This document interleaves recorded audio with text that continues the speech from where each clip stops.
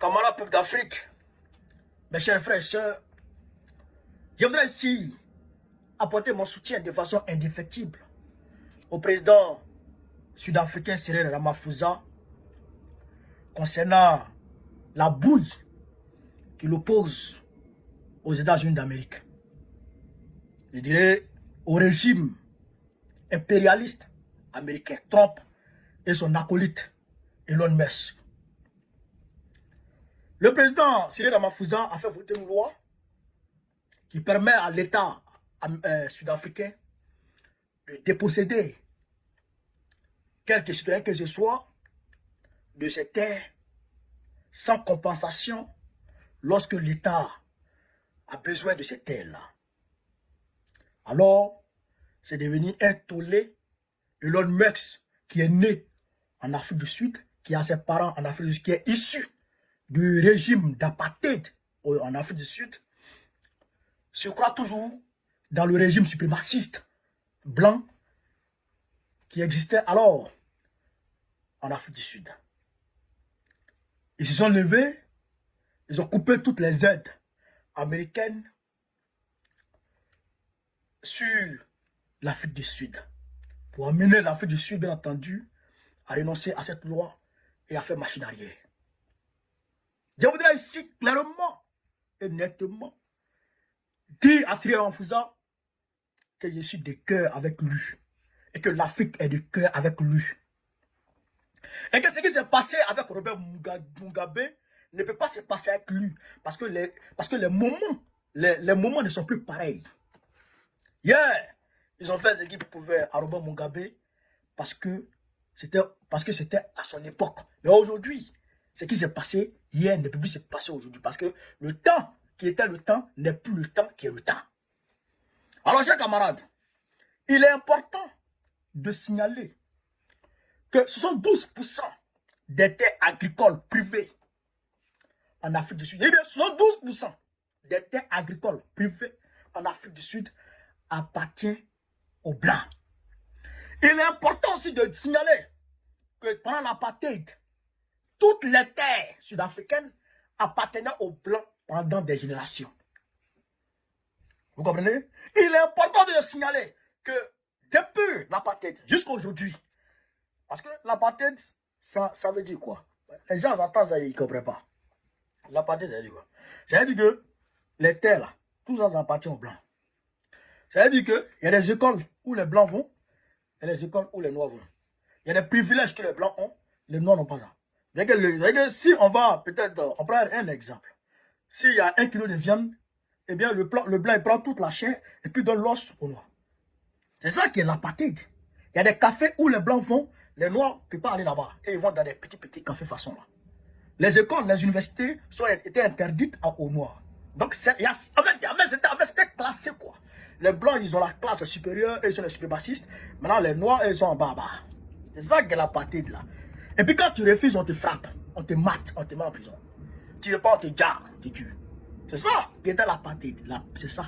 Et aujourd'hui, de 100% des terres cultivables, ils sont descendus à 72% des terres cultivables. Est-ce que vous comprenez ça? Est-ce que vous comprenez ça? Ils sont descendus à 72%. Il y a des quartiers aujourd'hui encore, en Afrique du Sud, où les Noirs ne peuvent pas rentrer. Vous comprenez ça? Vous comprenez ça? Et donc, quand Ramaphosa prend une loi comme ça, mais c'est pour équilibrer les choses. C'est pour équilibrer les choses.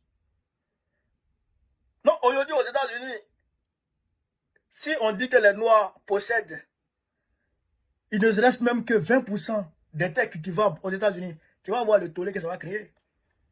Ce n'est pas eux qui disent que les Haïtiens mangent les chats. Donc, ils n'ont qu'à rentrer chez eux. Ce n'est pas eux qui sont en train de chasser les gens là. Donc, vous pouvez faire. Mais nous, on ne peut pas faire.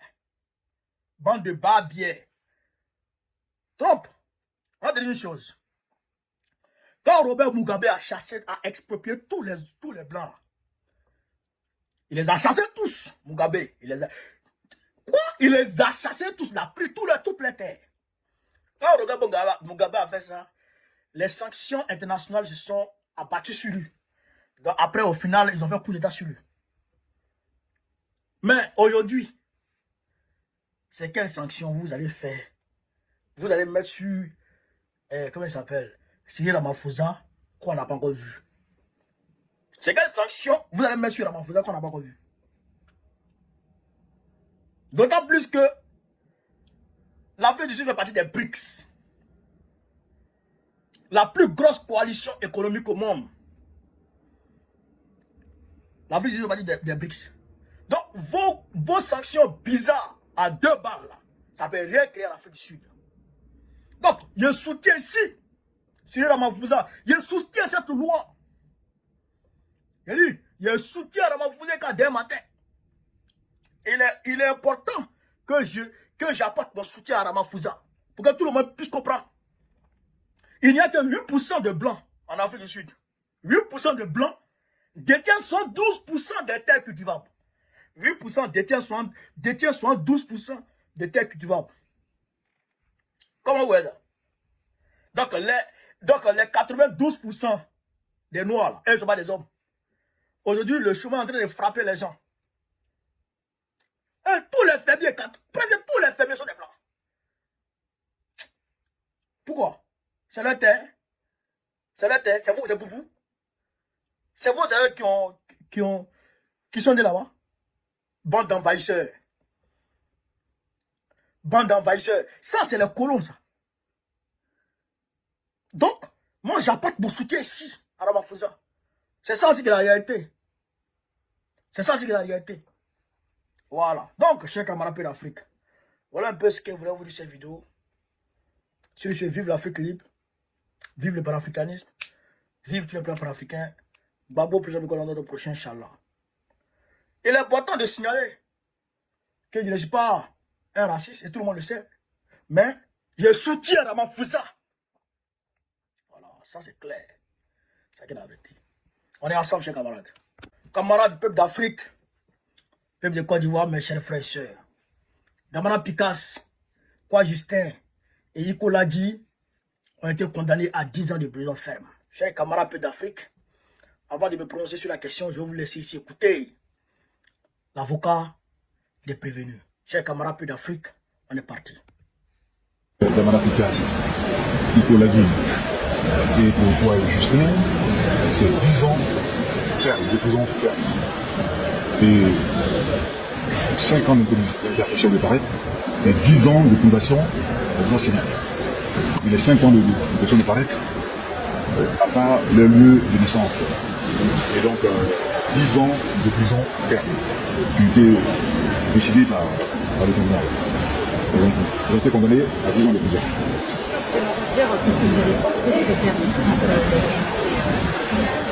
Bon, sur le verdict, lorsque nous pensons, pour nous c'était une décision qui est injuste, unique, et pour nous, j'ai dit que c'est un peu cynique.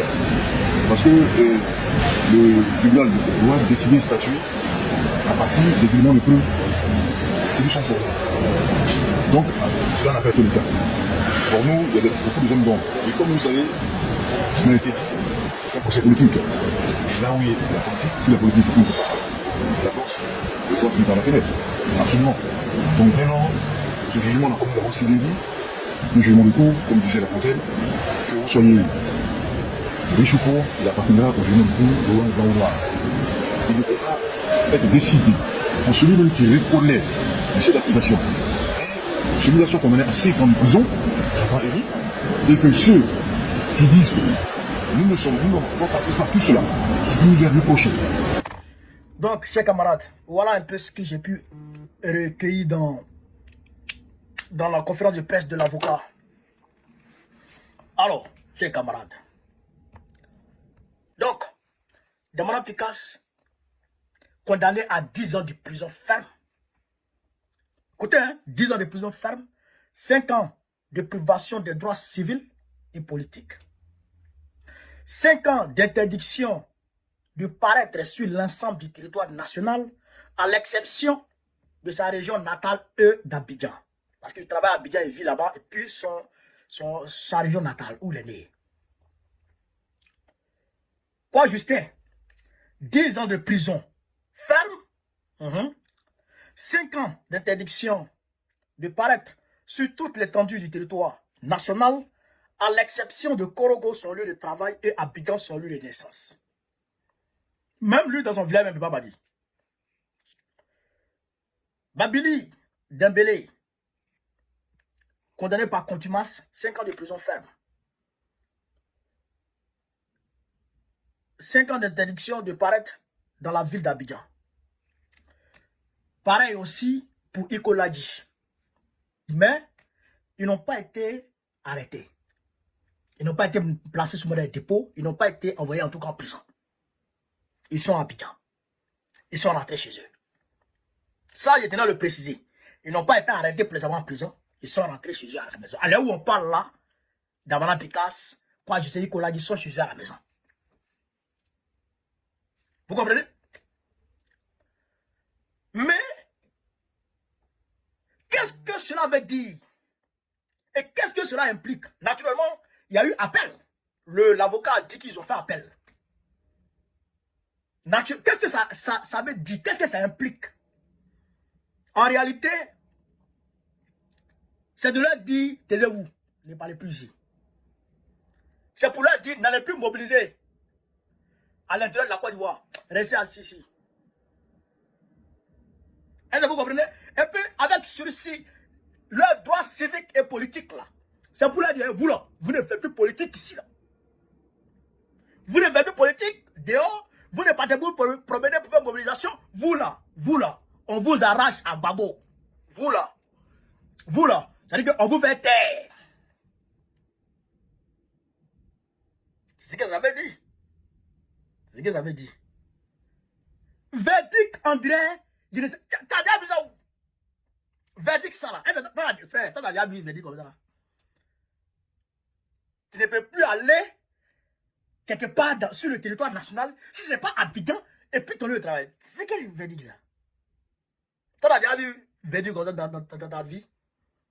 Si ce n'est pas Draman qui crée les verdicts comme ça. Draman et puis ces juges chouins. Les juges qu'on mourut dans les bureaux. Si ce n'est pas Draman et puis ces juges chouins comme ça. Est-ce que quelqu'un peut donner un verdict comme ça? De vous à moi. Est-ce que quelqu'un peut donner un verdict comme ça? En réalité, c'est pour leur dire, taisez-vous, ne parlez plus. Parce que quand ils parlent, ils dérangent. Quoi, juste et puis demande Picasso. Quand ils parlent là, eux, ils dérangent. Et quand ils parlent là, c'est fort. Donc, il ne faut plus en parler. Et nos cas, c'est taire. En fait, c'est un procès politique. Pour dire, vous là, vous parlez, ça nous emmerde. Arrêtez de parler. C'est ce que ça veut dire. C'est ce que ça veut dire. C'est pas autre chose. Hein? C'est ce que ça veut dire. Vous là, vous parlez trop. Vous nous emmerdez. Quand vous parlez là, ça dérange. Quand vous deux là, quand vous mobilisez là, ça nous dérange. Vous partez, je dis, à cause de vous, les populations se lèvent. C'est vous qui faites la force du Gbagbo. C'est ça que Draman est en train de dire. C'est vous qui faites la force du Gbagbo. Donc vous là, taisez-vous. Asseyez-vous ici là. Vous nous emmerdez. C'est ça que ça implique. Et c'est ça que ça veut dire ce verdict. Vous comprenez ça? Donc ils ne parlent plus, ils se taisent. Ils ne font plus politique. Dans la brigade que moi je connais là. Quoi, je sais que moi je connais là. Toi, tu vas leur demander de ne pas faire politique. Tu vas les tuer. Eux-mêmes là, ils sont politiques. Eux-mêmes. Si tu as oublié le nom de Damana Picasso du politique, il va répondre. Si tu as oublié le quoi du cerveau du politique, il va répondre. Lui-même, il est politique. Nous, on est là aujourd'hui là. C'est comme tu dis à bon, on connaît. Tu viens plus sur les réseaux sociaux. Genre, faut me tuer. Tu dis à bon, on ne faut plus aller sur le terrain. Faut me tuer. Ou même moi en prison. Parce que ce n'est pas. Ça ne dépendra même pas de ma raison. En fait, ça ne dépendra pas de moi-même. C'est de ma volonté. En fait, ça ne dépendra pas de ma volonté. En fait, je vais me retrouver en train de marcher pour aller dans les activités. Comme ça. Non indépendant de ma volonté. Comme ça. Parce que, en fait, c'est quelque chose. En fait, si vous comprenez, il y a quelque chose, en fait. Quand on dit la conviction, là. Les gens ne savent pas ce que c'est que la conviction. En fait, la conviction, au-delà d'être, on va dire, dans les actes, au-delà d'être dans les actes, au-delà d'être dans les actes, mais la conviction, c'est quelque chose qui se déclenche en toi. C'est quelque chose de spirituel, de naturel, qui se déclenche en toi. La conviction idéologique, je veux dire, qui se déclenche en toi. Et quand ça se déclenche, toi là, la voie que tu as prise là, personne ne peut te faire quitter cette voie. En fait, c'est un truc qui se déclenche pas en toi. Et tu sais pas que c'est quoi, mais ça se déclenche en toi. Ça peut venir d'une injustice, ça peut venir, comment on appelle ça, d'une lecture, ça peut venir peut-être d'un cinéma. En fait, ça vient de quelque part. Mais quand ça vient et que ça se déclenche, quand ça se déclenche en toi, ouais, non, personne ne peut te faire changer d'avis. Personne ne peut te faire changer. Il faut que toi-même, tu ailles jusqu'au bout et que tu ailles voir ce qui se passe là-bas.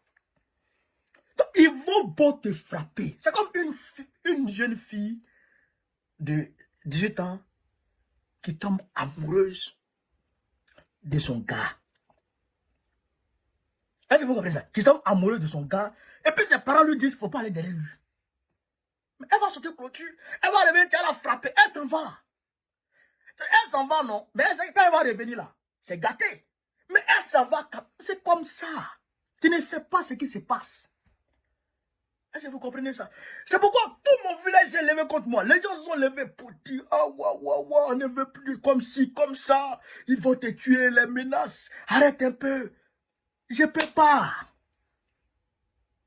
Tu ne peux pas. Est-ce que vous comprenez ça? Ça dépasse ce qu'on dit.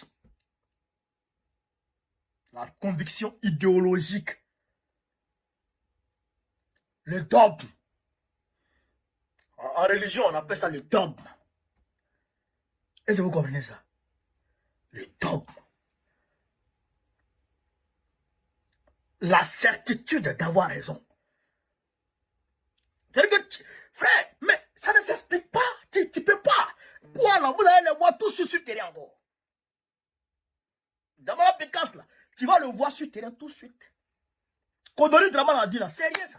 Ils seront sur le terrain. Sauf si on les tue, ou on les met en prison, sauf si ceux-là n'existent plus. Ça, je vous dis.